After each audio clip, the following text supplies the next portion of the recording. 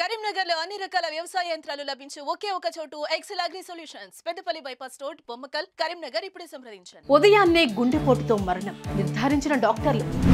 శ్మశానానికి వెళ్లే మధ్యదారిలో మళ్లీ బతికిన విచిత్రం. కొద్దిసేపటి తర్వాత ఊపిరి ఆగిన వైద్యం. కర్ణాటక రాష్ట్రంలో విచిత్రం. ఒక్కసారి చనిపోయిన వ్యక్తి మళ్లీ బతకడం అన్నది ఈ సృష్టిలో ఎక్కడా జరిగిందే లేదు.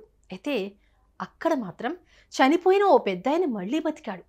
అయితే బతికిన కొద్దిసేపటికే మళ్లీ శాశ్వత నిద్రలోకి జారిపోయాడు. కర్ణాటక రాష్ట్రంలో జరిగిన ఈ ఘటన రాష్ట్ర వ్యాప్తంగా సంచలనం సృష్టించింది. ఇంతకీ ఏం జరిగింది? Have you full details.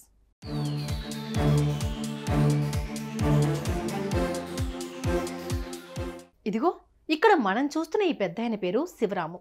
వయసు 55 సంవత్సరాలు. కర్ణాటక రాష్ట్రం రామనగర జిల్లా హుచ్చయ్యన్న దొడ్డి గ్రామంలో నివసించే ఈ పెద్దయిన లోకల్గా చిన్న చిన్న కూలి పనులు చేసుకుంటూ బతికిడ్చేవాడు.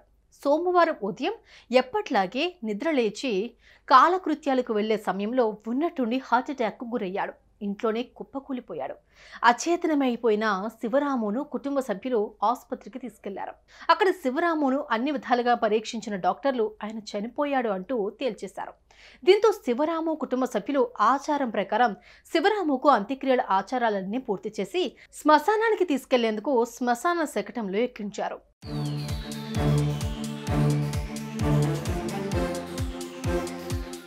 టైం 12 అయింది. శకటం ముందుకు కదిలింది. సగం దూరం ప్రయాణించింది.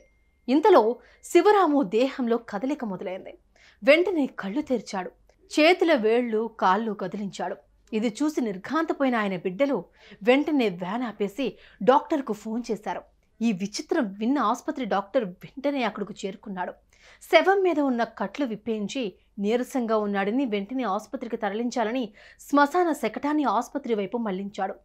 అప్పుడు సమయం 12:30 అయింది. శకటం ఆసుపత్రి దగ్గరకు చేరుకుంటున్న సమయంలో అప్పటిదాకా కళ్ళు తెరిచి చూస్తున్న శివరాము ఒక్కసారిగా కళ్ళు మూసేశాడు. వాహనంలోనే అతన్ని పరీక్షించిన డాక్టర్ మళ్లీ ఊపిరాగిపోయిందంటూ వెల్లడించాడు. అయితే అది నమ్మని కుటుంబ సభ్యులు శివరాముని ఆసుపత్రిలోకి తీసుకెళ్లారు. అక్కడ మరో 2 డాక్టర్లు అతని శరీరాన్ని పరిశీలించి చనిపోయినట్లు తేల్చడంతో అదే శ్మశాన శకటంలో తీసుకెళ్లి అంత్యక్రియలు పూర్తి చేశారు.